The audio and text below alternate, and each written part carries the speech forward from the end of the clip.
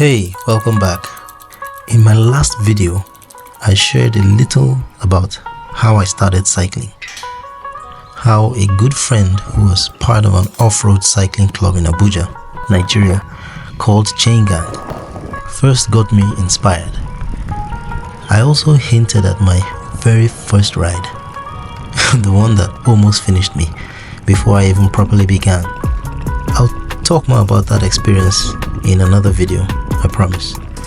But today, I want to talk about something deeper. Something cycling has taught me, and honestly, something life keeps teaching me too. If you want to get anywhere meaningful, you have to leave your comfort zone. You have to embrace discomfort. Cycling is like the best picture of that. Every time you swing your leg over a saddle, every time you get on a bike and push through hills, gravel, rough trails, poor weather, and all of those discomforts, you know you're not just moving your body, you're actually moving your life forward. My life is an example of that. Week after week, as I got into cycling, the grind, the discomfort, the stress, the activity, the excitement mingled with physical stress, it turned into growth, all-round growth. I started noticing it not just in my fitness, but in my friendships, in my social life, my habits, and my mindset. I found myself breaking free from bad or aimless routines. I found myself feeling stronger, more confident, more alive. Your health improves, your mental well-being lifts. You become someone that you actually like a lot more. Yes, that's right. Cycling made me like myself a lot more. The thought that's been on my mind today is centered around, stepping out of your comfort zone and seeking discomfort as a way of life, because you may discover, as I am learning and discovering, that living a life that is constantly within your comfort zone, always seeking comfort and pleasure, diminishes the quality of your life, makes you lazy, makes you less focused, less fulfilled, because you're not out there trying to conquer challenges, no matter what the challenge is, whether it is simply braving the cold and going out to jog or cycle, or taking a bath with cold water, or going to the gym and doing press-ups and sit-ups. If you're not constantly seeking those kind of things in your life, somehow you're diminishing yourself. And I find that to be my own experience, because I woke up this morning feeling a little bit unfulfilled, a little confused. I'm out there pushing myself to do things, but I discovered that part of my problem is that I'm too comfortable. I'm not pushing myself to go out there to just do things. That's probably why I've not been able to maintain a consistent habit of going to the gym, why I've not been able to maintain my commitment to cycling. I've not even been consistent in a lot of things, because I think one of my major issues is consistency. I start well, the momentum carries me for a few days, few weeks, and then I stop. The same thing with reading books. After a while, I just stop. And so I've left so many things unfinished. There's so many things that are left undone on my to-do list of my goals that I feel are tied to the fact that I don't know how to embrace discomfort. I don't know how to stick to things no matter how uncomfortable the situation seems. It's almost like I start to lose interest, and then it now becomes uncomfortable.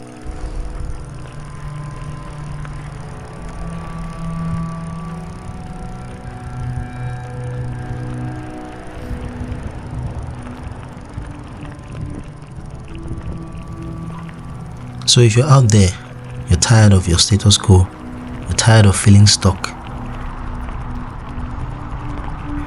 maybe it's because you're doing the wrong thing. Maybe it's because you've gotten too comfortable.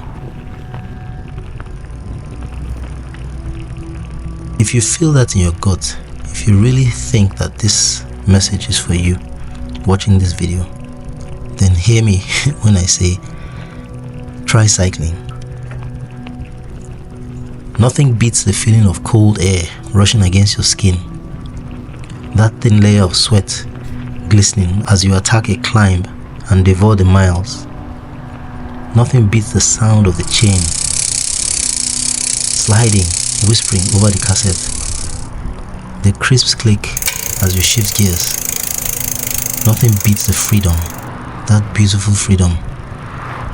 freedom to roam and explore, but not just to explore new places, but to even rediscover the ones that you thought you already knew. You'll be surprised at how much of your living environment, your community, your hood that you do not know. And if you're a photographer or a filmmaker like me, it's even better. The world opens up differently from a bike. The sights, the sounds, the stories.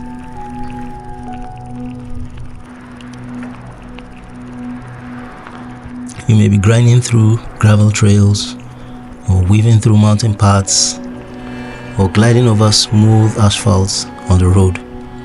There's always something beautiful waiting around the next bend. Trust me, I've seen so many beautiful sights ever since I started cycling.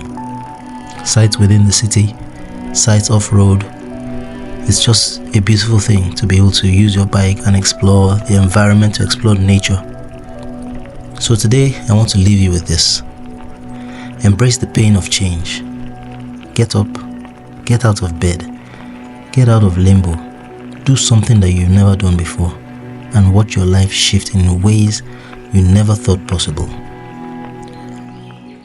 I'm currently in one of my favorite spots, a place I discovered on my cycling adventures. A very beautiful place, very calming, very serene, like it was just made for me. I'm reflecting on our relationship with comfort and how our ability to embrace discomfort can actually enrich our lives. If we're not fully aware, what's really happening to us is that we are too comfortable. We're too used to comfort. We're too used to things happening the way we want them to happen. We're too used to things going our way. And when things don't go our way, we withdraw from the challenge, or we avoid certain things. It leads us to avoid things. And essentially, what happens when we're avoiding those challenges is that we're avoiding making progress. Like I said a couple of minutes ago, I woke up this morning feeling quite discouraged. I won't use the word discouraged, just feeling kind of empty, unfulfilled. I was just trying to wonder where it's all coming from. And I just realized that I think a lot of it might have to do with the fact that I want to always feel some level of pleasure and comfort all the time. And life is not always like that. Wanting things to always go your way is not going to help you to grow. And a lot of times that's what keeps you from being consistent in certain things. I mean, so when you think about people like David Goggins, when you think about Seek Discomfort, the Yes Theory channel, they talk about the fact that you cannot grow until you push yourself out of your comfort zone. You cannot really understand how valuable you are, or your potential or your power. You cannot really understand the vast amount of power and potential you have if you do not push yourself. You don't know what you can do until you push yourself. Not just that, but the very act of pushing yourself out of your comfort zone and embracing discomfort and being in uncomfortable situations kicks something inside of you, makes you more alive, makes you more alert, makes you wake up in the morning with more drive, because you know that you've been challenged. For instance, you challenge yourself to do press-ups every day, to do pull-ups, to ride 100 miles in a month.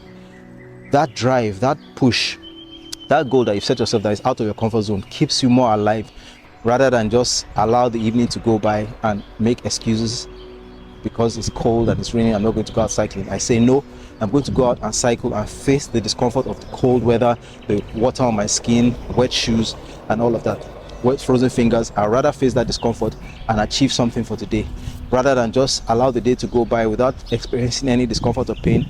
I'm going to get on my hands and do some press-ups or do some pull-ups or go to the gym, no matter how late it is. Even if I'm feeling tired and sleepy, I must go to the gym every day, pull out that book and read.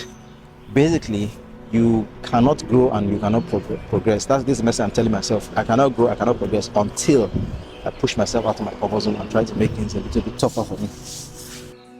Thanks for hanging out with me today. I hope you enjoyed this episode, and I'll catch you in the next one.